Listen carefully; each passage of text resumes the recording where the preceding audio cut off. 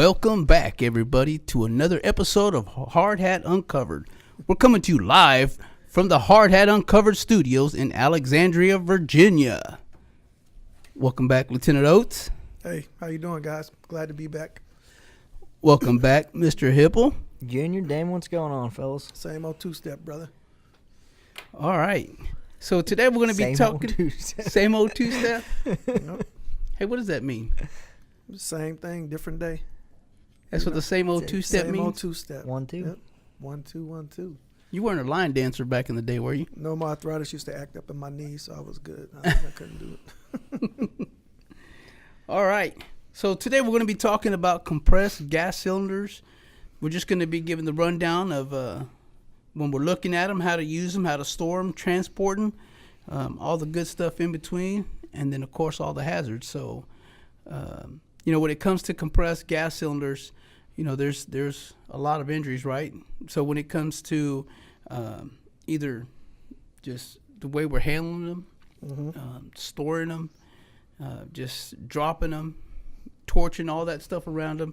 So I was looking up in OSHA, and according to the labor stats, it says there's about 5,000 injuries that result in lost time work when it comes to working around compressed gas cylinders, and not just the actual cylinders themselves, but all the the contents that's inside of them. So we're going to be talking about those things, just fires, explosions, gas exposures. Yeah, and you said lost time, right? So it's time that someone got hurt bad enough that they couldn't go back to work, right? Or death, Right. So those are 5,000 injuries is a serious.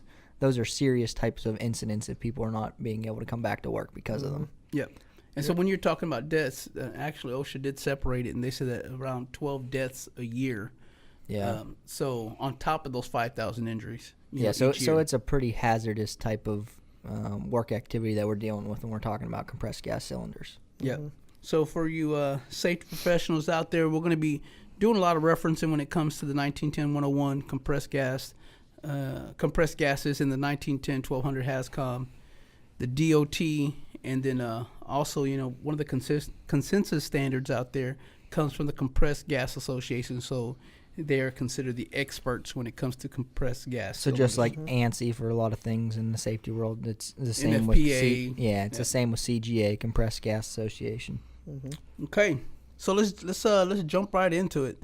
So just I guess first of all let's talk about what a compressed gas cylinder looks like, because it's easy for us that we've been around them. If I say, oh yeah, look at that compressed gas cylinder, look at that right gas cylinder, that propane tank, things like that. So just to break it down, if you've been on construction sites, they're the tall, slender looking bottles. But if you've ever been at home, you can compare it to a propane tank for your grill.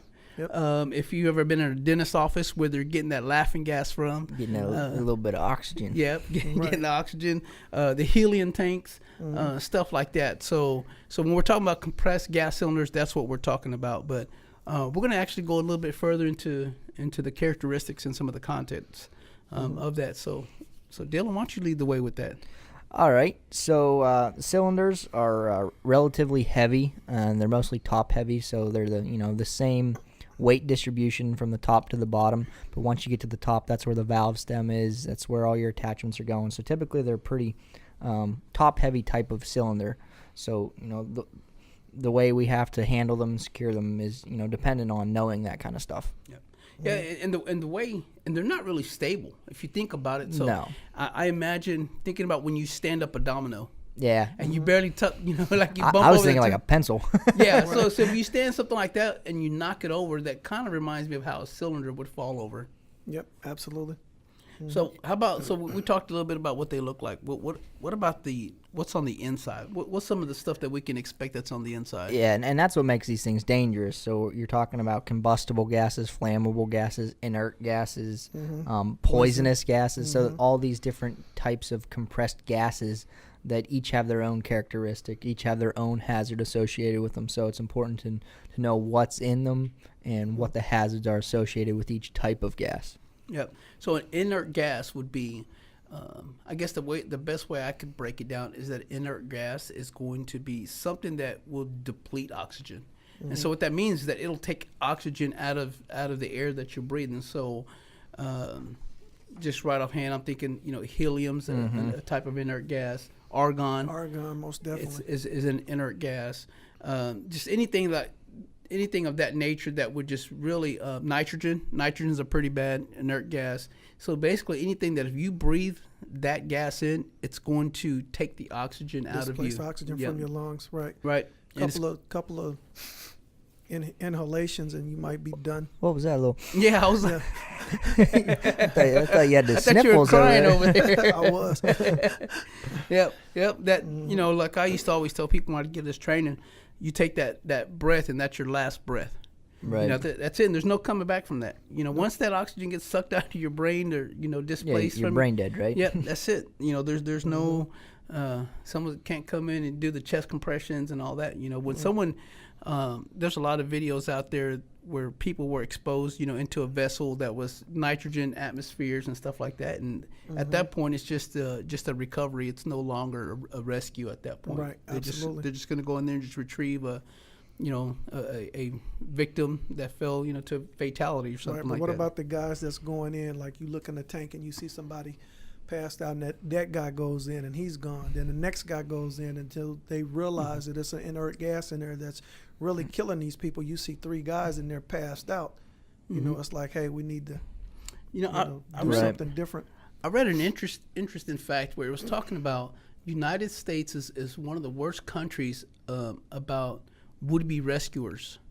That we have the hero mentality, so wanting to rush in and save someone, right? Right, not wanting to assess the situation. Oh, someone fell down in a tank. I got to run in and get my buddy, and what would have been somebody providing rescue has now become a victim themselves, and so that's interesting that you said that, because like I said, I read that and I think they said a third of the rescuers in the United States have fallen victim to becoming a fatality or something like that. So I thought that was pretty interesting. So yeah, I think it's all the the hero action movies that we watch.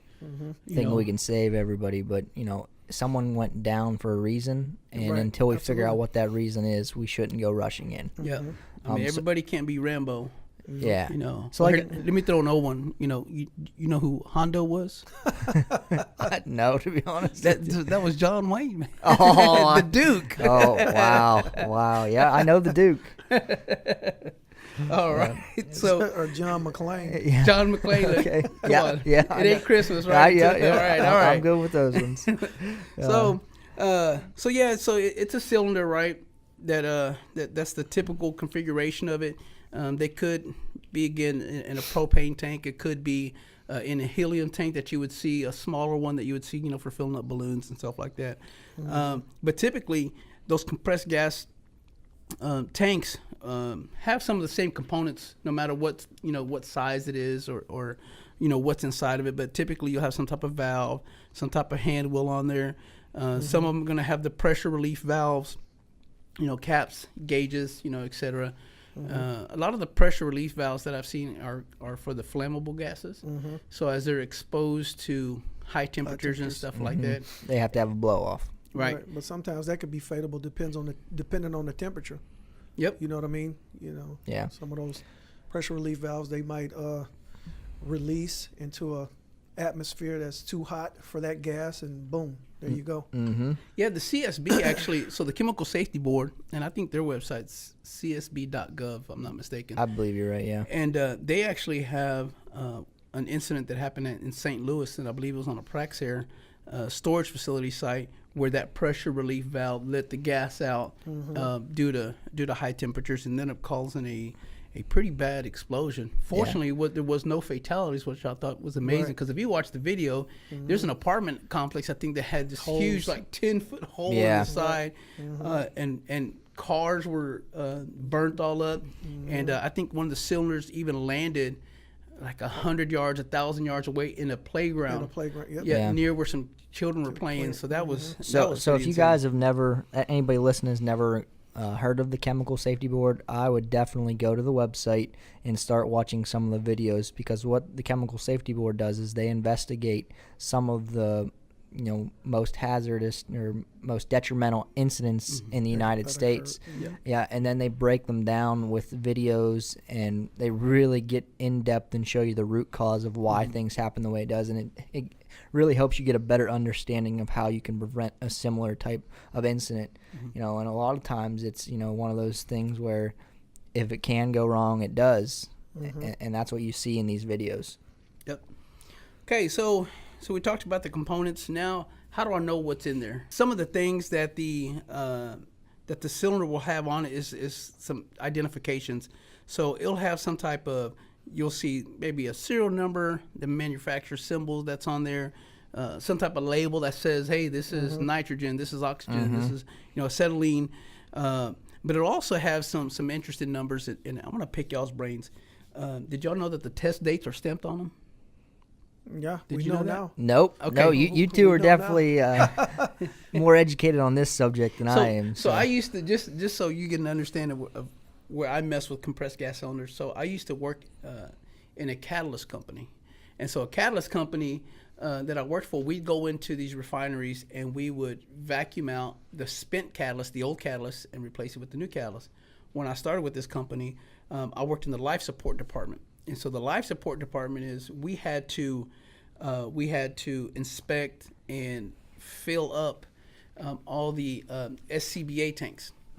And so I had to check for all these test dates that were stamped in them and all that stuff. And I actually had to fill these things up with, I don't remember the number now, so long ago, like 2,000 PSI, 2,000 pounds of pressure for air in these things. So that's where I learned about the test labels. I mean, the test dates were stamped into them. But not only that, there's stars on them. So those stars, you know what those stars mean? I'm going to pick your brain. Well, if you get hit in the head with one of those, you're going to see bottles, you'll see stars. Yeah. No, actually, so the star, it shows that it's been a hydrostatic test that's been done on there. So so basically, every 5 or 10 years, you got to send these cylinders in, and they'll pressure test them. Just like your fire extinguishers, Yep. right? Yep. Yeah, they'll pressure test them, but they'll also do like a rock tumble test on them, where they'll stick this thing on basically like a conveyor belt system, and they'll stick what really is like a bunch of rocks in there, and they'll just roll these things for so many hours. And what that does is make sure that if any rust or scale is building up on the inside, it knocks all that loose. And then so just all kind of testing and all that's done on them. What type of facility was this again that you worked at?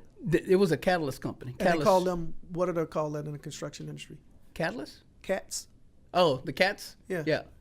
I'm just saying, because everybody know what catalyst is. Yeah. Like, If you ever hear someone talking in the refineries and they talk about a cat cracker, Yep. So it's just a section of a refinery where they're separating catalyst, or right. they're actually turning. So catalyst is the biggest component that you need to create things like antifreeze, to create gasolines, stuff like that. Without catalyst, Right. Which really all it is just a bunch of little chemical marbles that they fill into the tank. They bring a product in, it runs through that chemical, all those chemical marbles or chemical balls, and it comes out as a different chemical on the other side. See, you guys listening to learn something, but I'm sitting here, I'm also learning something, and I had no idea about this. Yeah, but that's stuff. what I wanted them to bring up. Yeah, They call yeah. them cat crackers. A lot Yeah. of people call them cat Yeah. crackers. Yeah. Yeah, Catalyst, that's a big word. Yeah, you got to shorten it. So Right. so we'll break it even down further into something that you didn't know. If you don't know, in your vehicles you have a catalytic converter, and in there it's the same concept. It's just eliminating some of those emissions and stuff in your vehicle. So Right. All I know is your catalytic converter is worth a little bit of money in scrap. Little pro tip. all right.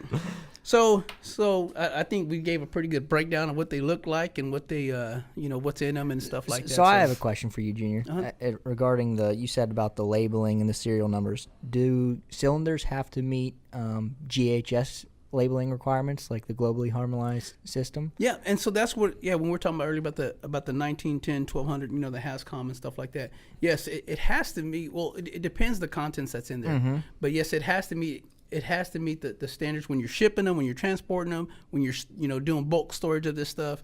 Yeah, it has to fall under the GHS. Yep, good question.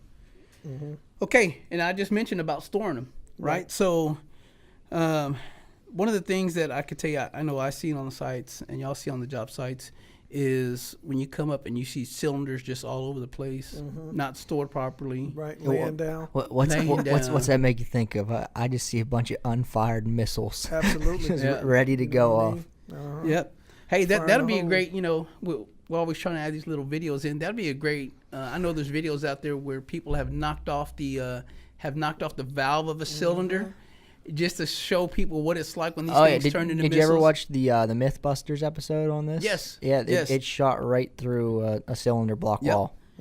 Yep, maybe that'll be the one that we add in there. Mm-hmm.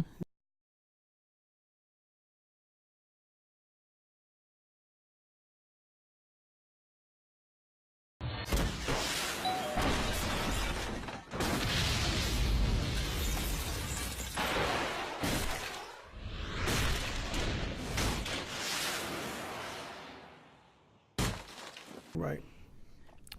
And we're talking about storage. So how do they have to be stored? So they always have to be upright, and they have to be secured. So what are some ways that you've seen cylinders secured? I mean, I've seen all kinds. So Damon, you've seen a lot. So Right, with chains, in different bins and you know what I mean. In a They're cabinet. Cabinets sectioned off. You know what I mean, but always secure. You know what I mean. You don't ever leave them in there loose because they are top heavy. They could tip over. If they tip over and hit a solid edge or something like that, it can knock that valve off, and then you got a missile.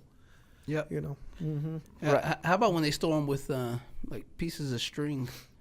yeah. Or I've seen them Tie 'em try up to with pieces of string. tie them up with barricade tape and stuff. I've seen Yeah, you got 100-pound Right. cylinders held up by a little danger and caution Absolutely. tape. Yeah. or Tie wire. duct tape, tie wire. Yeah, all kinds of stuff. So just make sure that we're secure, because again, these things aren't light. No. You know what I mean? So if I could pull barricade tape apart with my bare hands, I guarantee they're not going to hold up a cylinder if it were to get knocked over. But so we need to make sure that they're being stored, secure, in an upright position, that we're not just sitting there laying these tanks on the ground, like we mentioned about these things just now becoming a potential, missile on your job site or anywhere. They need to be separated, empty and full. You Yep. know what I mean? Because a lot of people mix them up sometimes, and you're trying to go in there and see which one is empty, which one is full. Right. You know what I mean? It's just a mess. You need to keep those separated. When they're done, what we used to do is put MT, M, and a T on the bottle after it was used up. Oh, that's what, man. I always thought that stood for monkey trash. No. No, Empty. okay. Empty. Oh, It's empty. But I can't- get in the it. construction Empty. industry. That one's empty. Right. Empty. That's how we spell. Okay.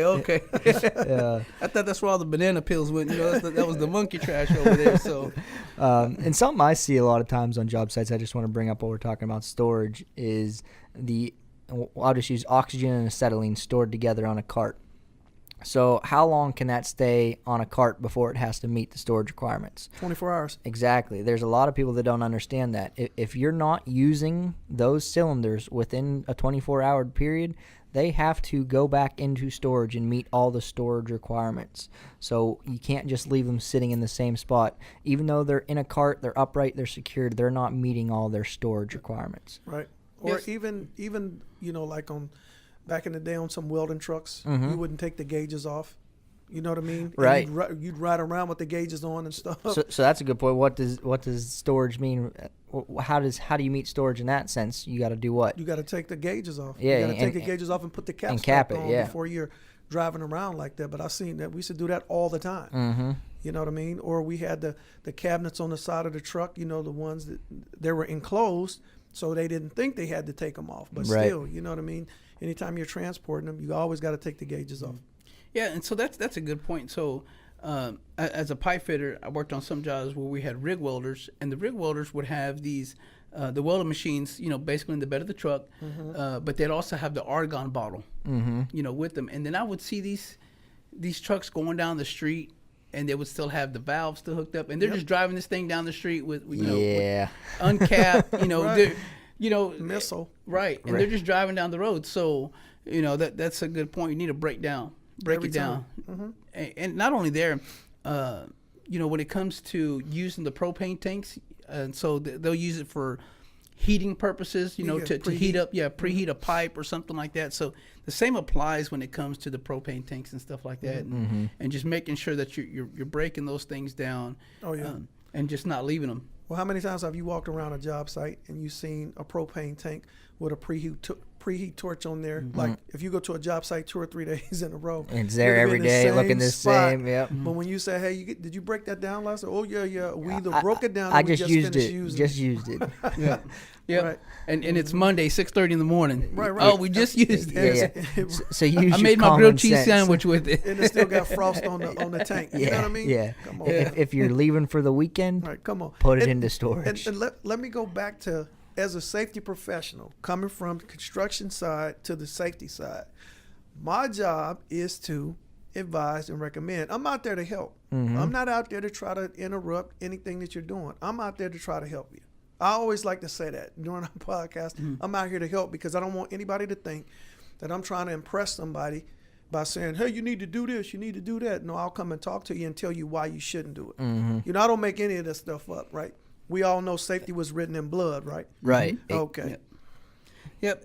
You know, I understand. Junior understands what you mean by that. But why don't you go ahead and explain what safety is written in blood means? Because everything that we have, every rule, every regulation, everything that's put in place means that before that rule was put in place, somebody got hurt Right. doing exactly that for them to make a rule. Right. It was Somebody written in either their got blood. injured or killed, a fatality. Absolutely. Yeah, and typically, for regulation to come out, it typically happened more than once. Right. Absolutely. It's not like if someone, you know, got a cut on their finger and then the OSHA came out and said, "Hey, they need to be wearing gloves." Right. Or they got, you know, a nail stuck in their eye and they're like, "Oh, you need to wear glasses." Right. No, it happened several times. Yeah. Absolutely. Or even Before. like a buffing from a buffing wheel, a piece of wire from a buffing wheel. You know what I mean?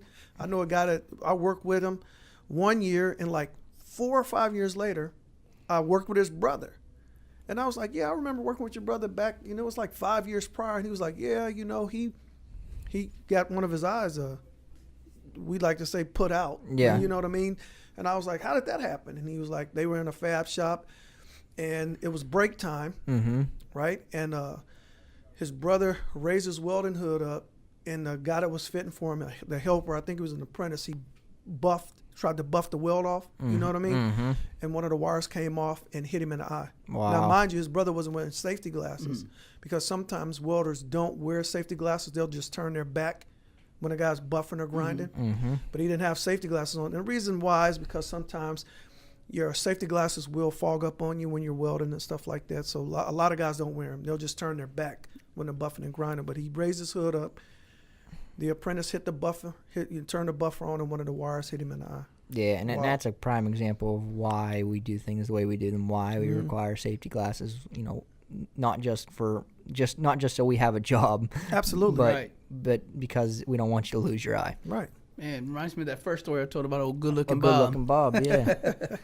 Hey, but, so we were talking earlier about separating these, you know, the oxygen and acetylene. So, you know, just so you know, on the job site, if you're gonna have those things, we got to make sure we're storing them properly. So sometimes you can buy these cabinets; they already got a wall that's a separator, you know. Or if you can't do that, or if you don't have that on your job site, you got to have them at least 20 feet apart, Right. You know, just so for everyone listening knows that.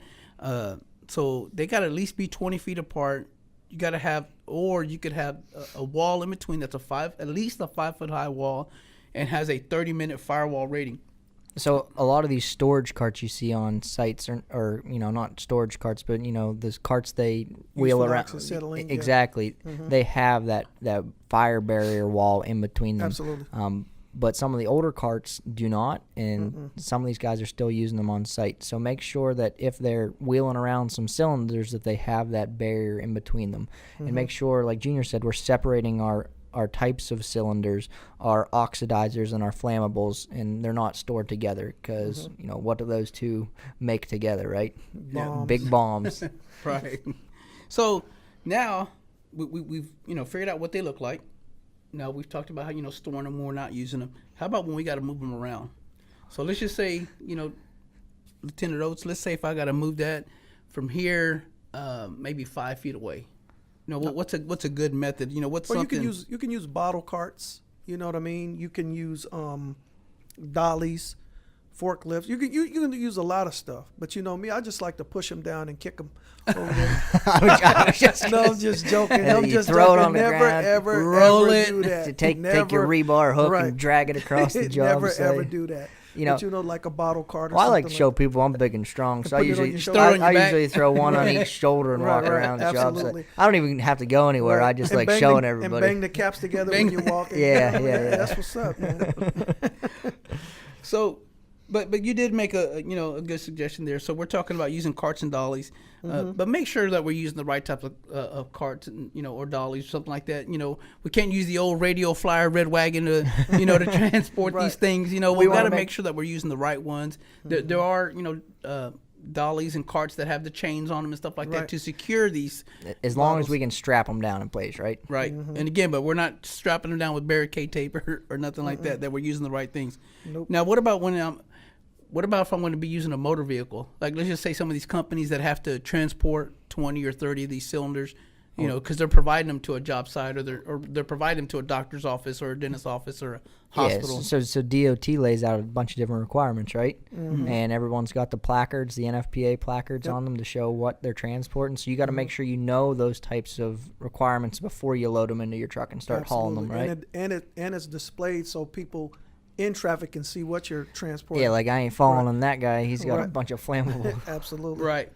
And, but it's good. So you're talking about the Nfpa Diamond. So the Nfpa, which is what we were talking about earlier, consensus standard, right? So that's a group of intelligent people out there that they put together these best practices, and some rules and guidelines. But that's the National Fire Protection Association. There, I was almost getting tongue tied there. Yeah. But so the diamond is it's the little diamond that you'll see on the side of a truck or something like that, and they'll typically have the colors, right? Red, blue, Colors white, and numbers. yellow, Yep. right?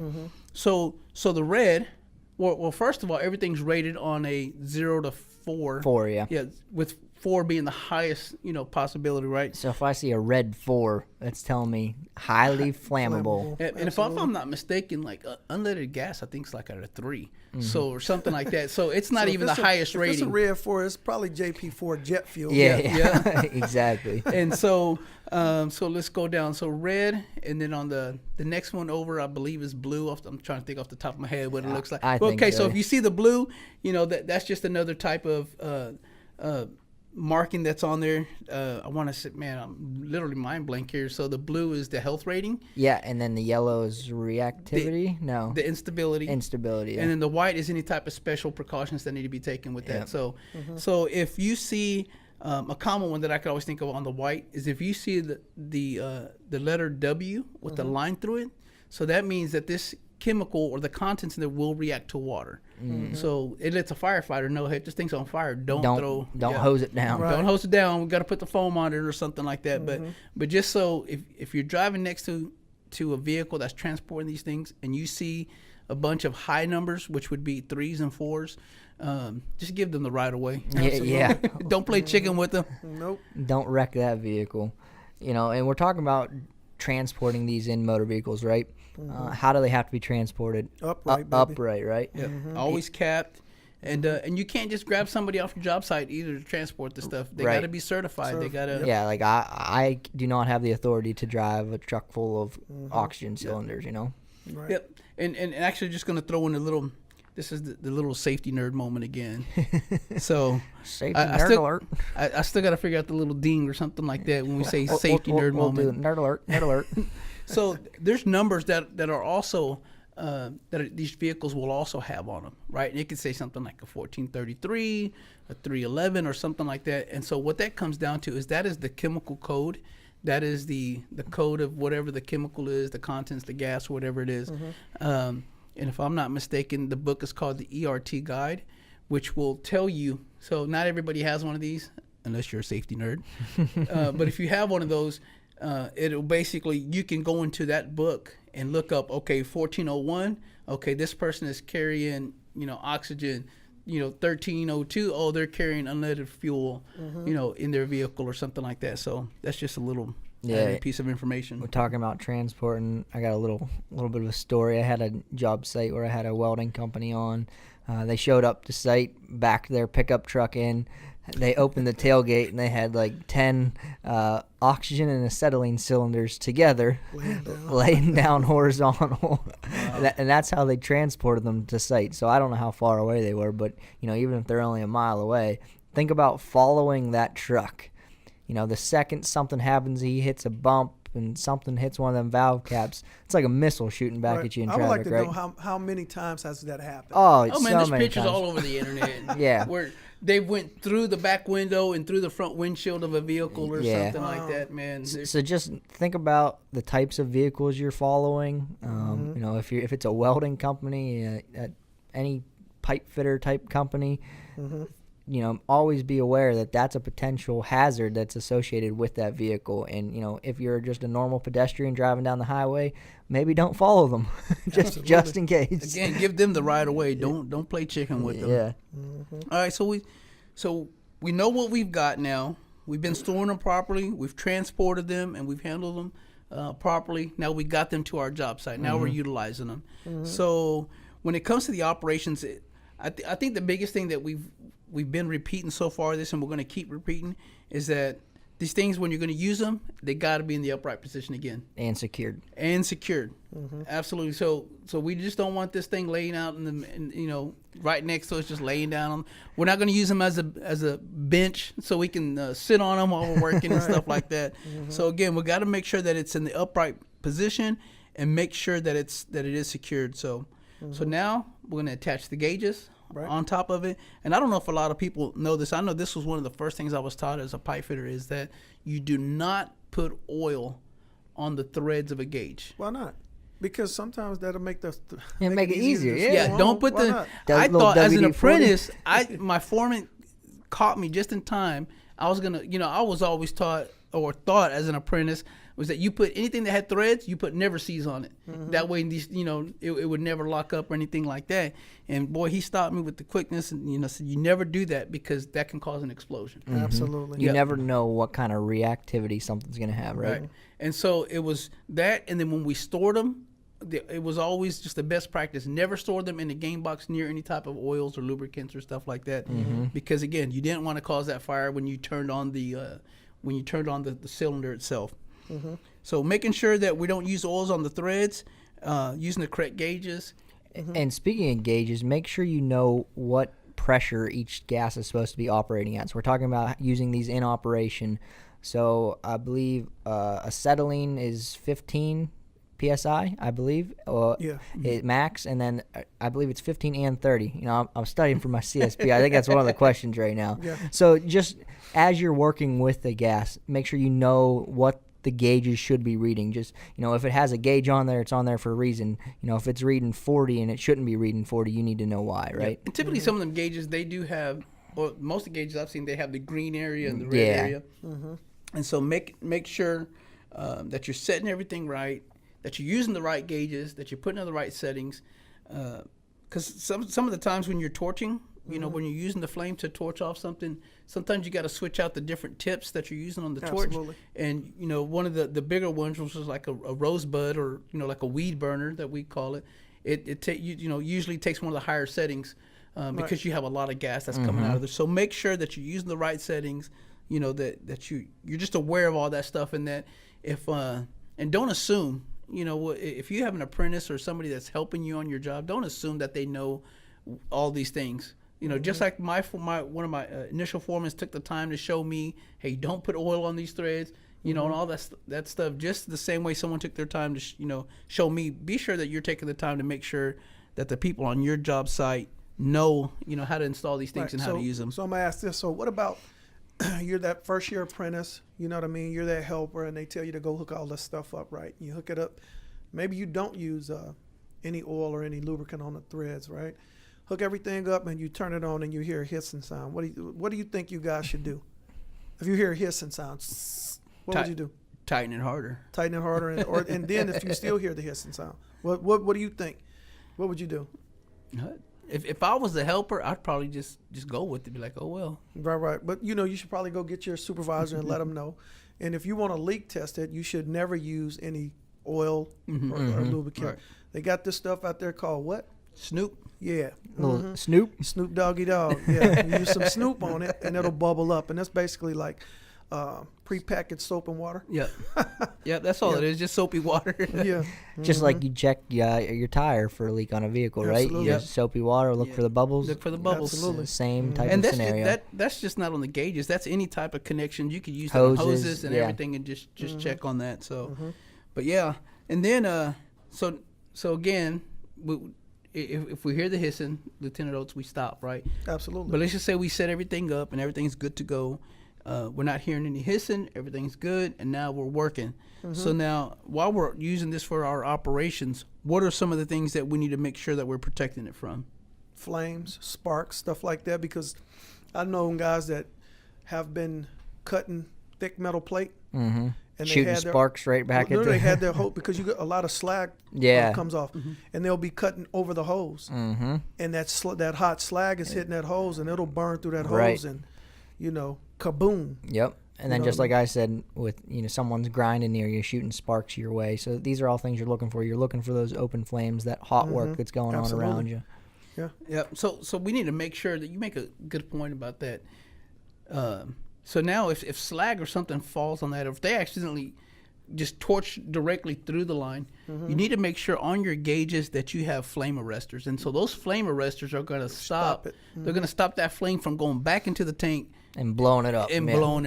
Yeah. So make sure you have those flame arresters on there. Just like a gas can has a flame arrestor in the nozzle, it's the same type of scenario with these hoses. Yep. And the way they've done it now, the way these gas cylinders companies have done it now, they've color coded these things, right? So you have a green and you have a red and stuff like that. So and they even, the threads are even different. That way you're not accidentally putting one into the other, or crossing them or anything like that. So if you accidentally cross these lines and stuff, you're forcing it, or you've altered it in some type of way to make it fit, because they've made it to where you can't. Right. You Absolutely. can't cross it. Think about it like a gas pump and a diesel pump. Nozzles are different sizes, right? You can't put a diesel nozzle into a regular gas vehicle. Same type of scenario. Or you can't put the electric charge into your gas. Well, you'd have to. It's real stupid to do that one. Right. Or you can't plug you can't screw the acetylene nut onto the oxygen. Right. This is the reverse thread. Exactly. Right.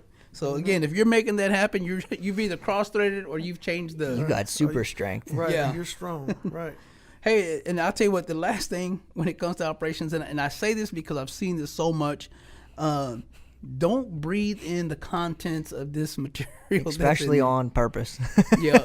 And where I've seen it is typically on a Monday morning or something like that. Somebody's had a little too much to drink, so they shouldn't be on the job anyways. Right. But they come in, got that headache, and then what do they ask for, Lieutenant Oates? give me a hit of that oxygen, right? Right. And then you turn the acetylene on and let them get a big get a big stomach full of that, throw up. What not to do? Yeah, what not to do. But yeah, so that was the theory, that the oxygen out of that tank would cure the hangover. Negative. But don't do that. Don't use any of the compressed air, compressed oxygen or anything like that to blow off your tools, to blow the dust off of your clothes, or anything like that. That is not what it's intended for. So make sure that you're not doing that. Absolutely. All right, so we've gotten through the operations. Now, what about some of the more of the hazards? So we talked about moving them. So what's some of the hazards of manually trying to move these things? First thing I think about is all the ergonomical issues, back injuries, muscle strains, things like that. Because like we said earlier, these things are not light, and they're not easy to move. So having the right equipment on site to move them definitely eliminates a lot of hazards. Absolutely. And like back in the day, it was nothing to try to grab an acetylene bottle and go up 4 or 5 floors. You know what I mean? Stuff like that. They don't do that anymore. Back in the day, what's back that? In the day, it was like day before yesterday. Oh, okay. Hey, but so you actually, when you said back in the day, made me think of a story of a guy I knew. And I didn't know this until he explained this to me. And I was already in safety, but he was talking about the cylinders that you use for like oxygen and acetylene, and the oxygen cylinders that they would use in the dentist office. The caps and the threads are different. And see, I didn't know that. So apparently the cylinder threads are different anyway. So they had mixed up the cap, and he had, somehow or another, he said he was in a remote place where they were working, but somehow or another they had the wrong cap. And he said he went to go try to just slide it, manhandle it, and he grabbed it by the cap, and when he pulled on it, the cap shot off, came off and busted him in his mouth and broke out his top 4 teeth right there. And he said, so he was just telling me the story about that. But that's when I didn't know that they have different type of threads on these bottles and stuff like that. So the first thing I think when you tell that story is make sure you don't grab that cylinder by the cap, right? Right. Absolutely. Yeah. Okay, so we talked about improper handling, but one of the things that comes along with the handling is, and I've seen it, is that people drop these cylinders. Now again, we talked about how heavy these things are. So imagine dropping one of these things on your ankle, talking foot. crushed foot, crushed hands, broken limbs, absolutely, fractures. Yeah. Puncturing the cylinder, knocking the valve off if you haven't capped it and stuff like that. So now another one of the hazards that come along with it that I've seen is people just not maintaining these things. They'll throw them out, literally just leave them out in the mud, leave them out in the weather. For the most part, they're built heavy duty for these conditions, but that doesn't mean that you should leave them out there 24/7 when you don't have to. And I could give you a prime example that probably people really don't think about when it comes to a compressed gas cylinder that's being stored out in the elements is fire extinguishers. People store those things out there, in mud. They store them out in the elements. And I've heard of stories of back in the day where you had to actually puncture the canister on a fire extinguisher to make it go off. And sometimes when that happened, they've just from rusting through, that when they would go to puncture these cylinders to puncture the fire extinguisher to activate it, that those things would just shoot off, explode. Yeah. I've heard about people handling these things after the bottom's all rusted out, and it didn't take much to finish knocking that bottom out. Fire extinguishers, blowing chemical, all over the place and stuff like that. And that's why we have these maintenance programs, these hydrostatic tests that we're supposed to be doing. Like, I always knew you did a hydrostatic test on fire extinguishers, but I didn't know you did them on compressed gas cylinders until you guys brought that up today. So, I learned something in that aspect. But there's other kinds of maintenance we're looking for, keeping up with all the hoses, the seals, looking for the leaks, like you guys said during the Snoop test, the soapy water test. Right. And then, even with a person opening an oxygen bottle or even an acetylene bottle, what do they usually do? They usually blow them out. You know what I mean? They open a valve, blow them down, and then close them back up. Yep. Yeah. Something else I'm thinking about is the threads.